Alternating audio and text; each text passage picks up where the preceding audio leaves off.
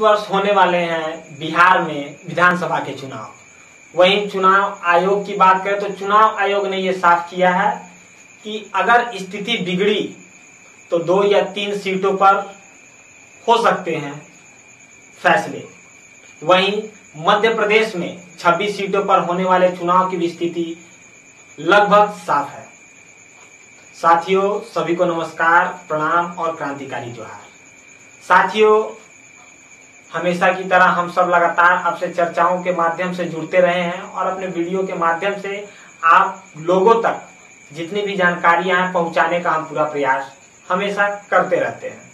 साथियों, आपको बता दें कि बिहार में आने वाले समय में इस वर्ष के अंत तक विधानसभा के चुनाव होने थे और यही नहीं कि केवल बिहार में ही, अन्य राज्यों में आने वाले समय में चुनाव की स्थिति लगभग साफ है। जो कि कई राज्य ऐसे हैं जहां पर विधानसभा या कहें तो जो भी उपचुनाव या चुनाव होने वाले थे वो संपन्न की स्थिति में थे, लेकिन कोरोना महामारी से देखें तो काफी ऐसी स्थिति बनी जिसमें कि कई सत्ता पक्ष और विपक्ष अपने अपने स्तर से कुछ लोग इसका समर्थन तो कुछ लोग विरोध कर रहे हैं।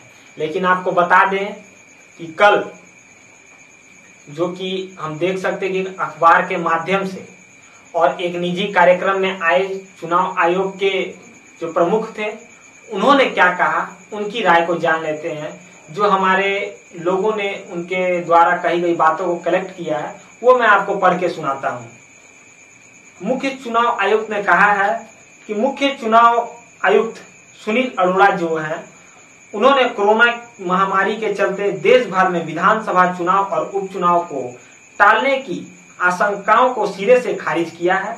उन्होंने साफ कहा है कि ऐसी परिस्थिति में भी चुनाव समय से ही होंगे।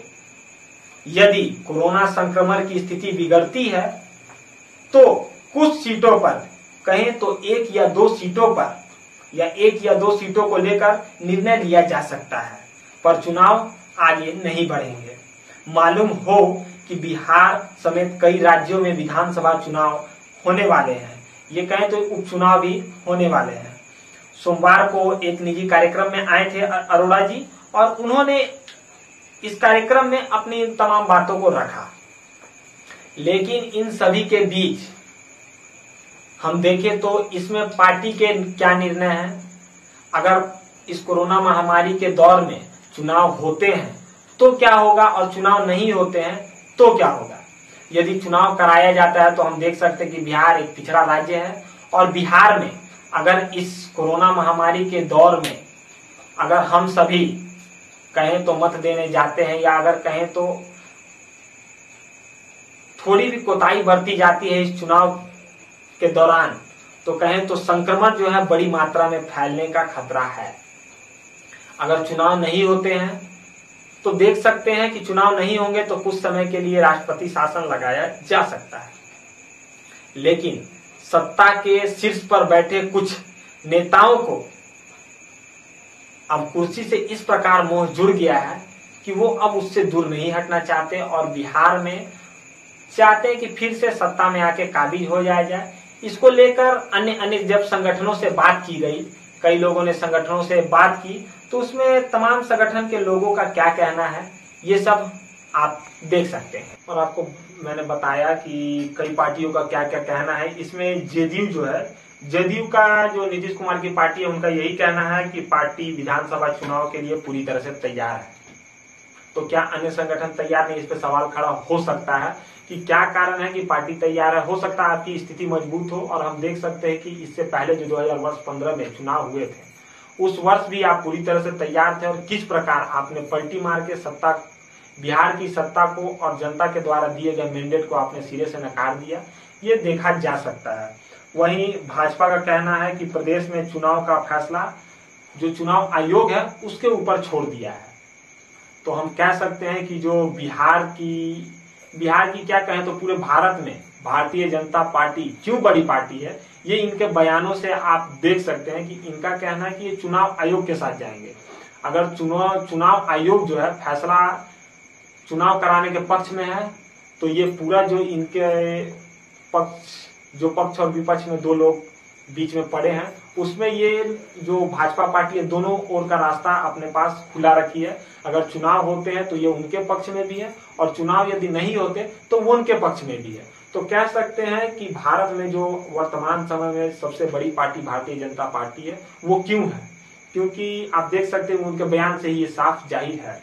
वहीं लालू प्रसाद यादव जी की पार्टी राजद का यही कहना है कि संक्रमण की वजह से चुनाव कराने के जो मामले हैं उसका ये सख्त विरोध कर रहे हैं। हो सकता है कि बिहार की वर्तमान स्थिति को देखकर तेजस्वी यादव जो अपने हाथों में कमान लिए हैं बिहार में, वो शायद जनता से मोह के कारण या कहें तो संक्रमण ना फैले, इस कारण वो ये बातें कह रहे हैं कि चुनाव ना हो तो ही बेहतर है। वहीं अगर लोजपा की बात करें तो पार्टी फिलहाल चुनाव कराने के पक्ष में नहीं है। वहीं अगर छोटे दल की बात की जाए जो वर्तमान समय में नई पार्टी के रूप में उभर कर सामने आ रही है, तो अन्य दल छोटे राजनीतिक दलों की बात करें तो उन्होंने ज्ञापन सौंपकर विधानसभा चुनाव ना कराने की गुहार भी लगाई है। उसमें आप देख सकते हैं कि राष्ट्रीय जनजन पार्टी के जो नेता हैं श्री आशुतोष कुमार जी, और दूसरी ओर जो आपको सबसे ज्यादा बाढ़ के दौर में कहें या फिर लॉकडाउन की स्थिति में पप्पू यादव जी, इन दो जो अभी वर्तमान समय में देखें तो एक नई पार्टी को लेकर और काफी तेजी से बिहार के राजनीति में अपनी पकड़ बना रही, इन दोनों ने कहें तो इनकी पार्टी ने ज्ञापन सौंपकर ये चुनाव जो है उसे रोकने का फैसला लिया है।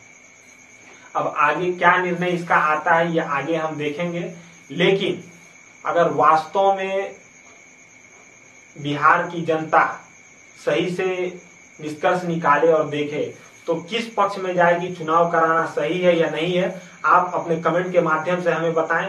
आगे हम इस पे वीडियो बनाकर आपसे जरूर चर्चा करेंगे कि अगर चुनाव होते हैं तो इसका क्या निर्णय होगा, नहीं होते तो क्या निर्णय होगा। आप सब अपने कमेंट के माध्यम से हमें बता सकते हैं कि चुनाव करवाया जाए या ना करवाया जाए। इसको लेकर आगे हम सवाल जरूर सरकार से करेंगे, सत्ता से करेंगे।